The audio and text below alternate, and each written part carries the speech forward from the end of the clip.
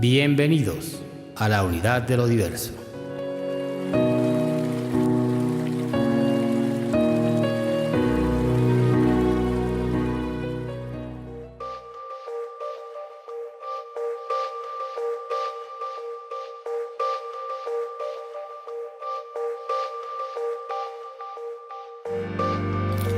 Hola amigos, mi nombre es Dalmiro Ochoa y esto es la unidad de lo diverso. Muchas de las historias que hoy disfrutamos fueron en alguna época un evento que le ocurrió a una persona o grupo de personas. Eventos que fueron contados una y otra vez, nutriéndose de la imaginación de otras personas, y así en su proceso evolutivo fue calando en el inconsciente colectivo de voz a voz, hasta que alguien decidió escribirlo mucho tiempo después.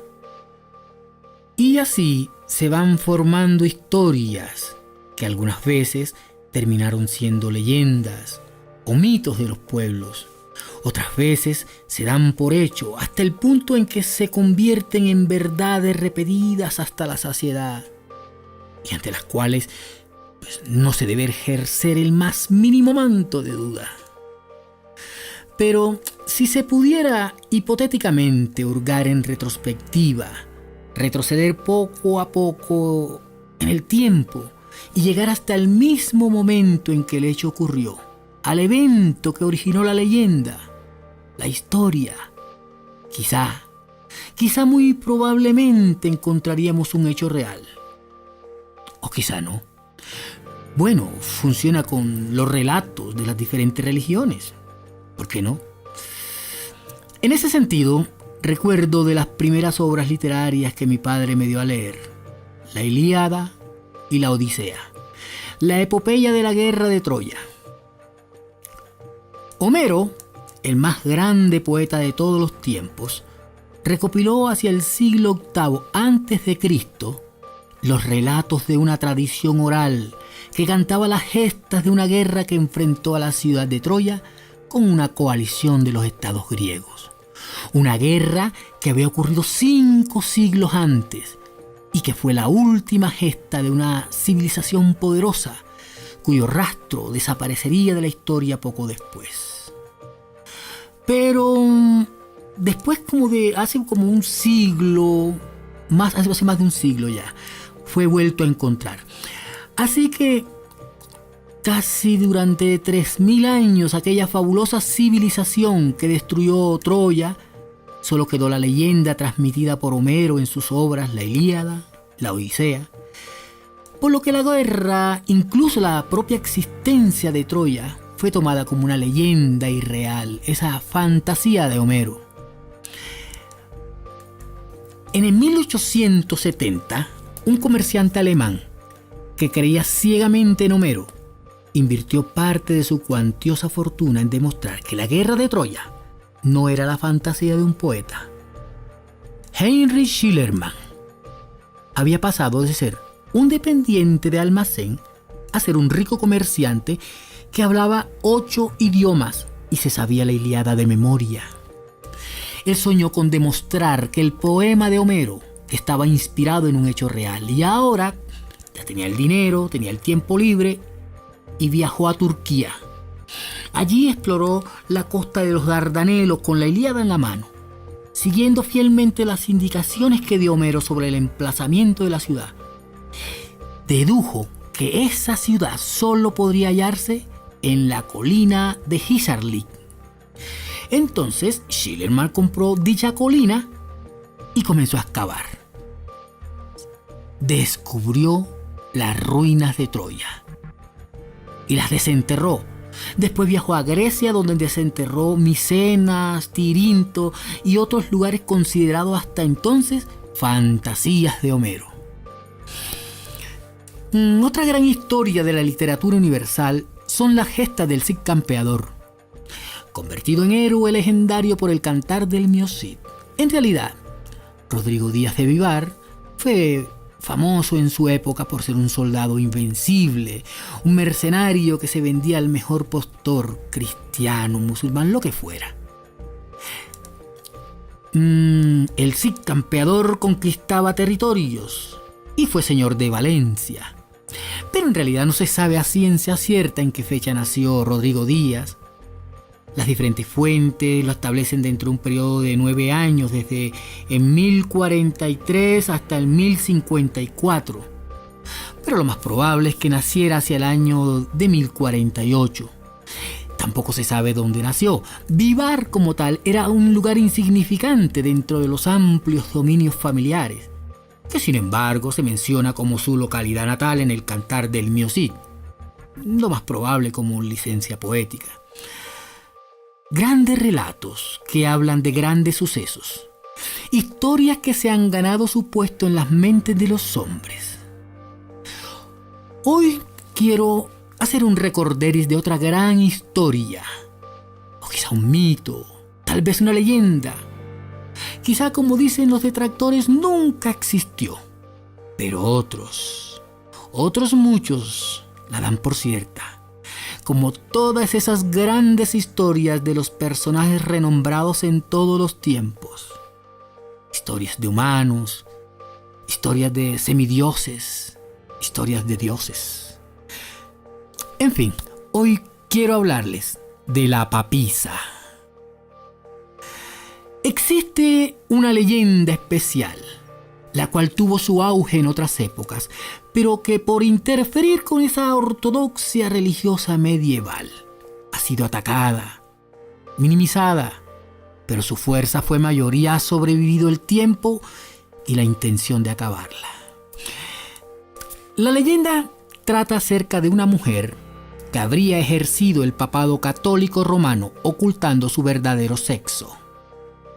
El pontificado de la papisa se suele situar entre el 855 y 857. Es decir, que según la lista oficial de papas, pudo haber correspondido a Benedicto III en el momento de la usurpación de Anastasio el bibliotecario. Otras versiones afirman que el propio Benedicto III fue la mujer disfrazada. Y otros dicen que el periodo fue entre el 872 y 882, es decir, el del Papa Juan VIII. La leyenda sobre ese papa mujer, que más tarde llevó el nombre de Juana, apareció por primera vez a mediados del siglo XIII. Los relatos sobre la papisa sostienen que Juana, nacida en el 822, en Ingelheim, eso queda al suroeste de Alemania, en el margen izquierdo de las orillas del río Rin, cerca de Maguncia. Ella era hija de un monje. Según algunos cronistas tardíos, el padre Gerber formaba parte de los predicadores llegados del país de los anglos para difundir el evangelio entre los sajones. La pequeña Juana creció inmersa en ese ambiente de religiosidad y erudición, y con el apoyo de su madre, de origen pagano, y a escondidas de su padre, tuvo la oportunidad de poder estudiar, lo cual estaba vedado para las mujeres de la época. Johanna pudo aprender griego, lo cual le permitía leer la Biblia, que por aquellas épocas estaba traducida a muy pocos idiomas. Puesto que la carrera eclesiástica permitía continuar unos estudios sólidos, Juana entró en la religión como copista, bajo el nombre masculino de Johannes Anglicus, Juan el Inglés. Según Martín de Opava, o Martín el Polaco, ese cronista dominico del siglo XIII, la suplantación de sexo se debió al deseo de la muchacha de seguir a un amante estudiante. En su nueva situación de hombre, Juana pudo viajar con frecuencia de monasterio en monasterio y relacionarse con grandes personajes de la época. Visitó Constantinopla, donde conoció a la anciana emperatriz Teodora. Pasó por Atenas para obtener algunas precisiones sobre medicina del rabino Isaac israelí. regresó a Germania y se trasladó al Regnum Francorum, al reino de los francos, a la corte del rey Carlos el Calvo. Y también se trasladó a Roma en el 848 y allí obtuvo un puesto de docente, siempre disimulando hábilmente su identidad. Fue bien recibida en los medios eclesiásticos, en particular en la curia, a causa de su reputación de erudita o erudito. Fue presentado al Papa León IV y posteriormente se convirtió en su secretario para asuntos internacionales. Pero en julio del 855, tras la muerte del Papa, Juana se hizo elegir, o la eligieron, sucesor, con el nombre de Benedicto III o Juan VIII. 2 años después, la papisa, que disimulaba un embarazo fruto de su unión carnal con el embajador Lamberto de Sajonia, comenzó a sufrir las contracciones del parto en medio de una procesión y dio a luz en público. Para orientarnos, es decir, después de León IV, el inglés John de Mainz, Johannes Anglicus, ocupó la silla papal 2 años, 7 meses y 4 días. Él era supuestamente una mujer. Con relación al final de la historia existen varias versiones. Según Jane de Mailly, Juana fue lapidada por el gentío enfurecido, pero según Martín el Polaco, murió a consecuencia del parto. Un manuscrito de su crónica relata de una manera diferente el destino de la papisa. Tras su alumbramiento, Juana fue inmediatamente destituida e hizo penitencia por muchos años. Su hijo llegó a ser obispo de Ostia. Sin embargo, por si sí o por si no, el Santo Padre siempre evita esa calle y se cree que ello es debido al aborrecimiento que le causa ese hecho. Obviamente, Johannes Anglicus no está incluido en la lista de los sagrados pontífices, por su sexo femenino y por lo irreverente del asunto. O sea, no aparece relacionado en el Liber Pontificalis, ni en los retratos de los papas de San Pablo extramuros en Roma. Las explicaciones de la leyenda son diversas. Tal vez ideado a partir del sobrenombre de la papisa Juana que recibió en vida el Papa Juan VIII, por lo que sus opositores consideraban debilidad frente a la Iglesia de Constantinopla. O quizá por el mismo sobrenombre aplicado a Marozia, la autoritaria madre del Papa Juan XI, que dominaba la Iglesia como si fuera un papa e influía en política. O también puede remitirse a esas inversiones rituales de valores propias de los carnavales. O pudo ser la prohibición de Levítico 21:20. El que esté al servicio del altar no debe tener los testículos aplastados, es decir, un eunuco. La idea de la prohibición conlleva de verificar que solo hombres enteros accedan al trono papal. Y eso estuvo probablemente en el origen de la inspección ceremonial a los papas. Así que a partir de entonces, una vez elegido el nuevo papa después del cónclave, debía ser sometido a un control para verificar su sexo. Para ello, se sentaría en una silla especial, la sedia estercoraria, con un agujero en el medio por la que se deslizaban los genitales, y un joven diácono comprobaría su virilidad. Dos abet et vene pendent. Tiene 2 y cuelgan bien. Una vez comprobado y enunciada la frase, los asistentes a la ceremonia responderían: Deo gratias, gracias a Dios. Entonces, si todo estaba en su sitio, si quedaba comprobada su masculinidad, El sumo pontífice recibía la bendición de los cardenales y comenzaba la liturgia de coronación. Nunca más debía repetirse un caso como el de la papisa Juana. Ese ritual comprobatorio de la sexualidad masculina de los papas fue abolida durante el mandato del Papa Adriano VI en el siglo XVI. Sin embargo, se conservan las ilustraciones de Laurence Banca, que muestran la prueba de masculinidad de Inocencio X, que fue un papa entre los años de 1644 y 1655. De todas maneras, en el Museo del Vaticano se conserva la famosa sedia stercoraria, expuesta a los visitantes.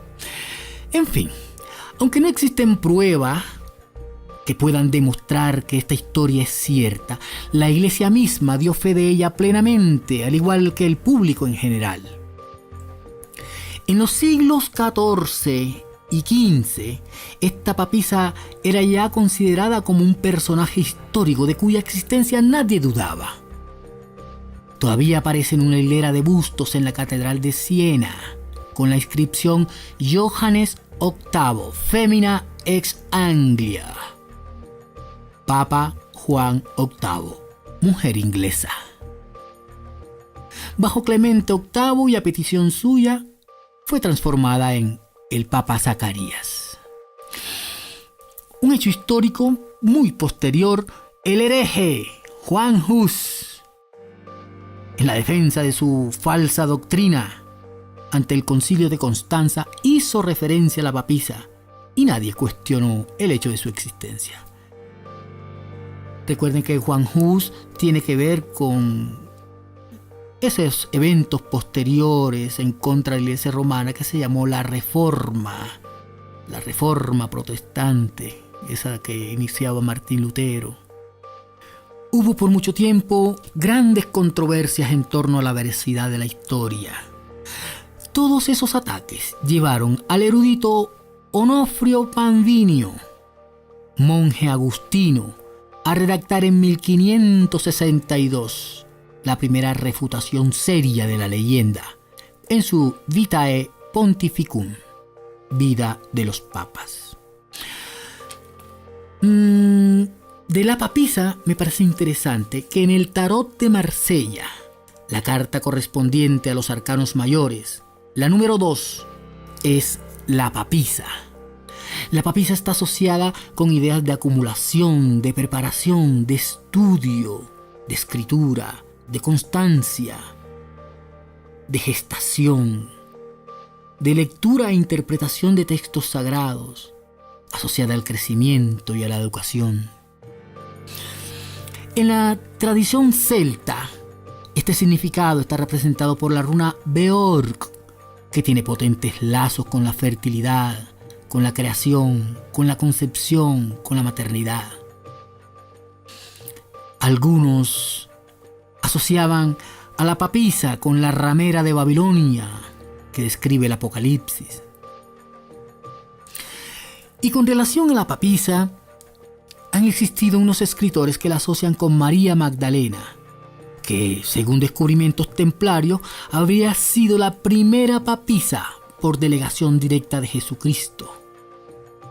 El mismo fundador de la Orden del Císter, que al parecer estuvo relacionado con los primeros templarios, Bernardo de Clairvaux, monje francés, apasionado predicador de la Segunda Cruzada, que ejerció una gran influencia en la vida política y religiosa de Europa, se interesó por esta historia del primer papa y creó el culto de la Virgen Negra, que reconoce que María Magdalena era negra y que era la novia de Cristo. El rango de papisa y la oposición de las jerarquías católicas fue al parecer la causa original de la confusión, así como de la negación de los hechos históricos relacionados.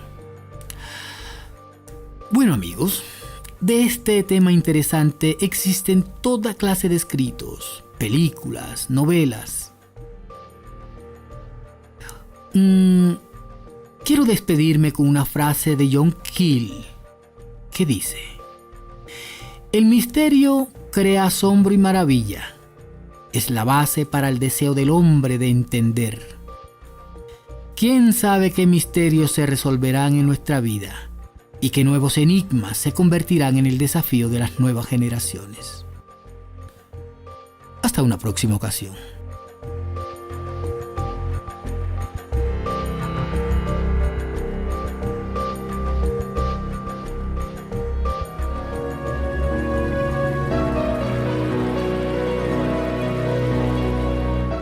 Gracias por escucharme.